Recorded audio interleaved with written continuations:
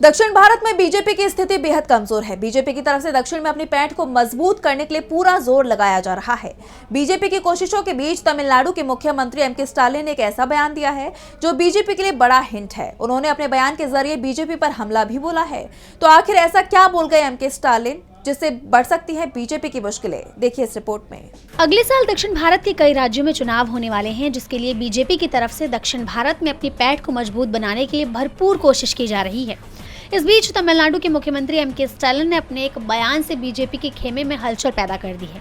अपने बयान से उन्होंने ये साफ कर दिया कि बीजेपी चाहे जितनी भी कोशिश कर ले, लेकिन साउथ में बीजेपी के कदम मजबूत नहीं होंगे। स्टालिन ने डीएमके के मुपेरुम विजय को संबोधित करते हुए हिंदी थोपने, केंद्र द्वारा तमिलनाडु को एनईईटी से छूट देने से इनकार करने, राज्य को शिक्षा निधि जारी न करने और खिलाड़ी निष्कर्षों की प्राचीनता को छिपाने जैसे मुद्दे तो गिनाए ही हैं। साथ ही उन्होंने आगे कहा कि बदलाव का वादा करने वाली कई पार्टियां गायब हो गई हैं, लेकिन डीएमके मजबूती से बनी हुई है। तमिलनाडु भाजपा के लिए नो एंट्री जोन है। इस राज्य में डीएमके को कोई नहीं हरा सकता। करूर सिर्फ एक जिला नहीं बल्कि डीएमके की अपनी जमीन है।